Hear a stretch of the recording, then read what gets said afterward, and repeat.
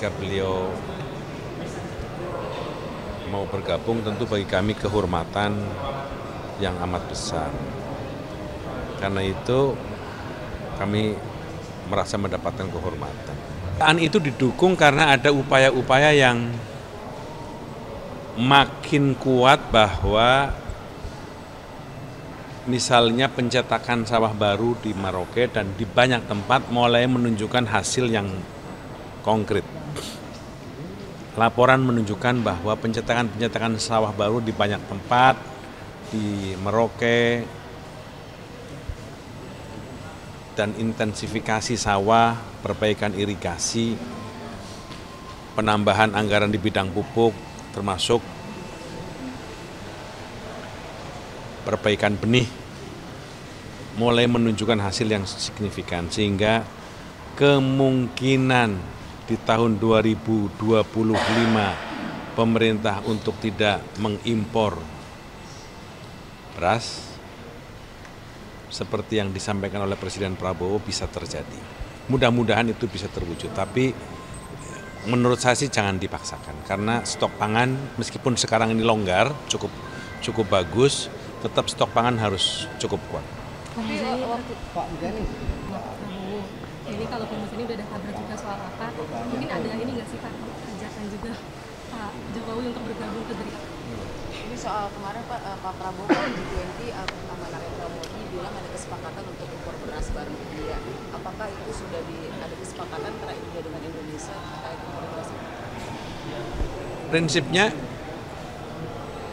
stok pangan harus dijaga supaya persediaan pangan di dalam negeri harus cukup kuat. Dan Pak Prabowo akan berusaha sekuat tenaga untuk menjaga stok pangan dari persediaan yang bisa dihasilkan dari dalam negeri. Karena itu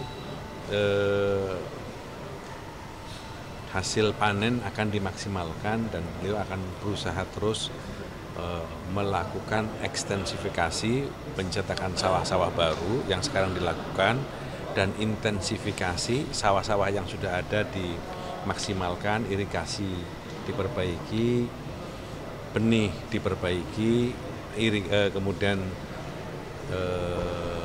pupuk ditambah, kemampuan petani ditingkatkan dan seterusnya, sehingga kebutuhan pangan yang setiap hari bertambah, setiap tahun bertambah akibat dari pertambahan penduduk, kemampuan kita bisa ditingkatkan. Artinya impor beras itu buat cadangan aja ya Pak, untuk cadangan?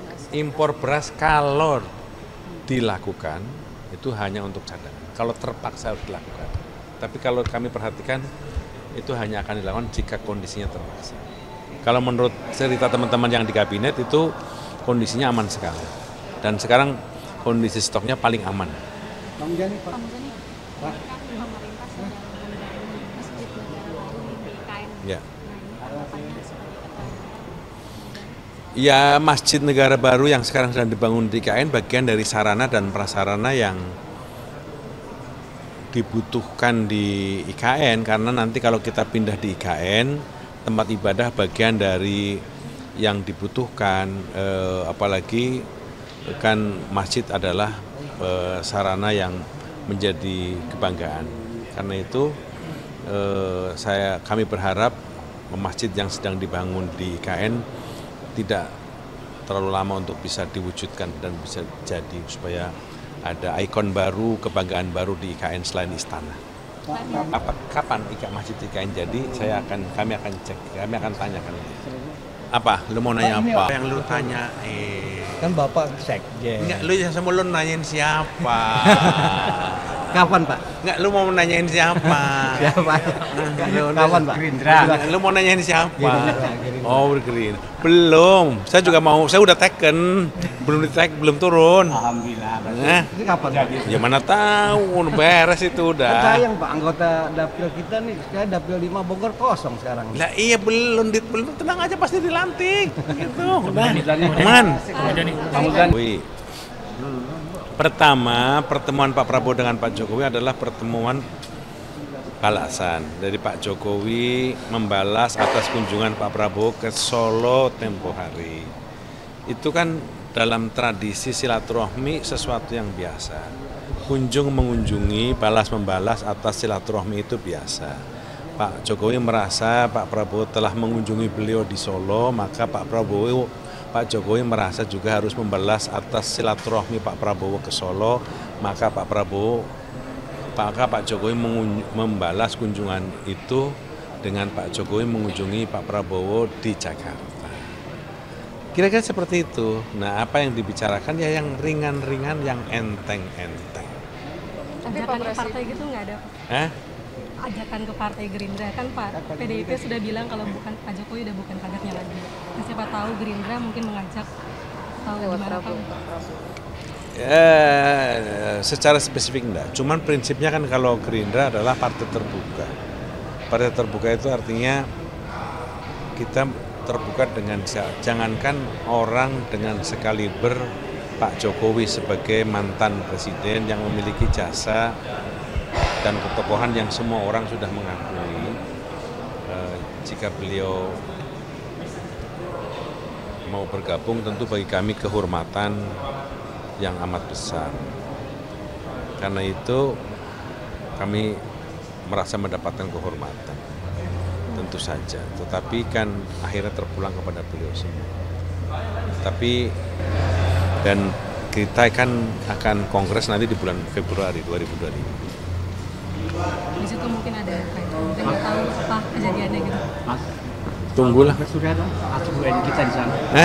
Soal konflik Suriah mengenai nasib UN kita. Ini kan pemerintah melakukan evakuasi terhadap warga negara kita di satu negara konflik bukan sekarang saja yang terjadi. Di banyak kawasan ini sudah berapa kali terjadi sehingga prosedur baku yang sudah dilakukan mudah-mudahan bisa segera diterapkan bagi penyelamatan warga negara kita yang ada di Suriah untuk segera menyelamatkan warga negara kita akibat dari konflik yang sekarang terjadi di Suriah. Menurut saya perlu tindakan cepat, perlu tindakan tepat supaya minimalisasi dari tindakan-tindakan yang tidak diinginkan bisa segera dilakukan. Kami merasa bahwa protokol terhadap itu pemerintah sudah melakukan dengan baik. Pak Sekjen, soal pilkada apakah ada langkah lanjutan dari Gerindra sendiri ataukah sebenarnya memberikan ucapan selamat? Ya, KPU sebagai lembaga yang berwenang untuk menyelenggarakan pilkada sudah mengumumkan dan hasilnya kita semua sudah tahu. Tentu saja kita menghormati dan menjunjung tinggi atas apa yang sudah diumumkan oleh Komisi Pemilihan Umum terhadap hasil pilkada yang diumumkan oleh KPU di Jakarta. Dan kita menghormati itu, tetapi juga kita menghormati atas keinginan untuk melakukan gugatan terhadap persoalan ini ke Mahkamah Konstitusi.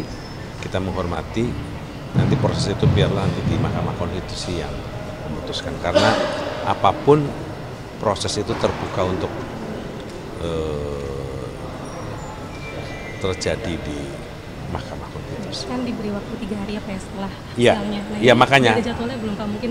Sekali lagi, satu kami menghargai keputusan KPU karena itu adalah lembaga yang punya kewenangan untuk mengumumkan hasil KPU. Kemudian yang kedua, keputusan paslon untuk mengajukan gugatan tentu saja itu menjadi kewenangan paslon dan tim untuk mengajukan gugatan itu. Silakan saja dan kita menghormati semua karena protokol untuk itu dimungkinkan. Tapi Pak Sekjen sendiri optimis bisa mengundurkan diri karena dari siarannya sendiri kan sebenarnya nggak. Nanti KMK ya yang akan kita perhatikan, kita ikuti semuanya ya. Soal PPN 12%, DPR dan pemerintah sudah menyepakati untuk dikenakan ke barang mewah. Kalau sikap MPR sendiri supaya kebijakan rakyat seperti itu?